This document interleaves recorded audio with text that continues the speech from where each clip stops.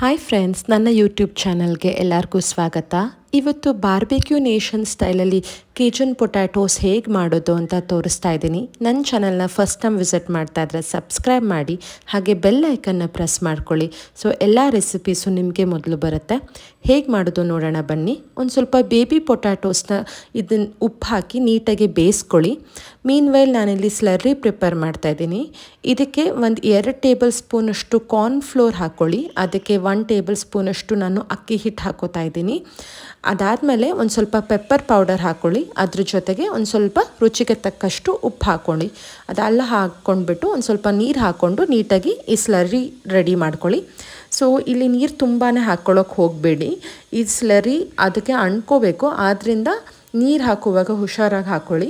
ಅದಾದಮೇಲೆ ಇಲ್ಲಿ ಸಾಸೇಜ್ಗೆ ಅಂತ ನಾನು ಒಂದು 2 ಟೇಬಲ್ ಸ್ಪೂನಷ್ಟು ಮೇಯೋನೀಸ್ ತೊಗೊಂಡಿದ್ದೀನಿ. ಅದಕ್ಕೆ 1 ಟೇಬಲ್ ಸ್ಪೂನಷ್ಟು ಟೊಮ್ಯಾಟೊ ಸಾಸ್ ಹಾಕೋತಾ ಇದ್ದೀನಿ. ಅದ್ರ ಜೊತೆಗೆ ಒಂದು ಸ್ವಲ್ಪ ಆರಿಗ್ಯಾನೋ ಹಾಕ್ಕೊಳ್ಳೋಣ. ಆರಿಗ್ಯಾನೋ ಹಾಕ್ಕೊಂಡ್ಬಿಟ್ಟು ಒಂದು ಅರ್ಧ ಕಪ್ಪಷ್ಟು ನೀವು ಹಾಲು ಹಾಕ್ಕೊಳ್ಳಿ.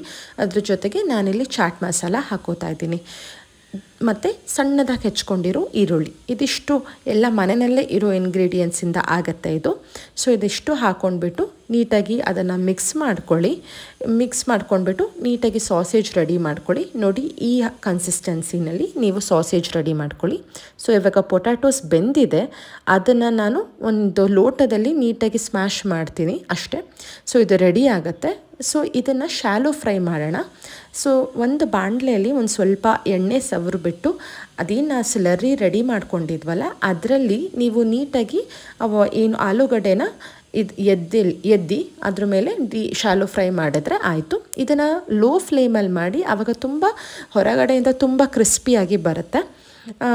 ಆವಾಗ ಇನ್ನೊಂದೇನಂತಂದರೆ ಇದರೊಳಗಡೆ ನೀವು ತುಂಬ ಹೈ ಫ್ಲೇಮ್ ಇಟ್ಕೊಂಡ್ರೆ ಬೇಗ ಸಿಯೋ ಚಾನ್ಸಸ್ ಇರುತ್ತೆ. ಆದ್ದರಿಂದ ಲೋ ಫ್ಲೇಮಲ್ಲಿ ನೀಟಾಗಿ ಎರಡೂ ಕಡೆ ಸ್ವಲ್ಪ ಎಣ್ಣೆ ಹಾಕ್ಕೊಂಡು ಮಾಡ್ಕೊಳ್ಳಿ, ತುಂಬ ಕ್ರಿಸ್ಪಿಯಾಗಿ ಬರುತ್ತೆ. ಸೊ ನೋಡಿ ಎಷ್ಟು ಕ್ರಿಸ್ಪಿಯಾಗಿ ಬಂದಿದೆ ಇದು. ಸೊ ಈ ಹಂತದಲ್ಲಿ ನಾವು ಇದಕ್ಕೆ ಸಾಸೇಜ್ ಹಾಕ್ಕೊಂಡ್ರೆ ನಮ್ಮ ಕೇಜನ್ ಪೊಟ್ಯಾಟೋಸ್ ರೆಡಿ ಆಗುತ್ತೆ. ಈ ರೆಸಿಪಿ ಬೇಬಿ ಪೊಟ್ಯಾಟೋಸ್ ತಂದೇ ಟ್ರೈ ಮಾಡಿ. ಗೆಸ್ಟ್ಸಿಗೆಲ್ಲ ತುಂಬ ಇಷ್ಟ ಆಗುತ್ತೆ, ಮಕ್ಕಳಿಗಂತೂ ತುಂಬ ಇಷ್ಟ ಆಗುತ್ತೆ ರೆಸಿಪಿ. 1 ಅವರಲ್ಲಿ ಮಾಡ್ಬೋದಾಗಿರೋ ರೆಸಿಪಿ. ಟ್ರೈ ಮಾಡಿ ನೋಡಿ ಹೇಗೆ ಬಂತು ಅಂತ ಕಮೆಂಟ್ ಮಾಡಿ. ಸೊ ನಾನಿಲ್ಲಿ ಸ್ವಲ್ಪ ಈರುಳ್ಳಿ ಜಾಸ್ತಿನೇ ಹಾಕ್ಕೊಂಡಿದ್ದೀನಿ, ಬೇಕಿದ್ರೆ ನೀವು ಕಮ್ಮಿನೂ ಹಾಕೋಬೋದು. ಜೊತೆಗೆ ಸ್ವಲ್ಪ ಕೊತ್ತಂಬರಿ ಹಾಗೆ ಅಚ್ಕಾರದ ಪುಡಿ ಮೇಲ್ಗಡೆ ಹಾಕೋದು ಮರಿಬೇಡಿ, ಟೇಸ್ಟ್ ಸೂಪರಾಗಿ ಬರುತ್ತೆ. ಆ ರೆಸಿಪಿನ ಟ್ರೈ ಮಾಡಿ ನೋಡಿ ಹೇಗೆ ಬಂತು ಅಂತ ನನಗೆ ಕಮೆಂಟ್ ಬಾಕ್ಸಲ್ಲಿ ತಿಳಿಸಿ. Thank you for watching. ಹೀಗೆ ಸಪೋರ್ಟ್ ಮಾಡ್ತಾಯಿರಿ. Please like, share and subscribe to my YouTube channel.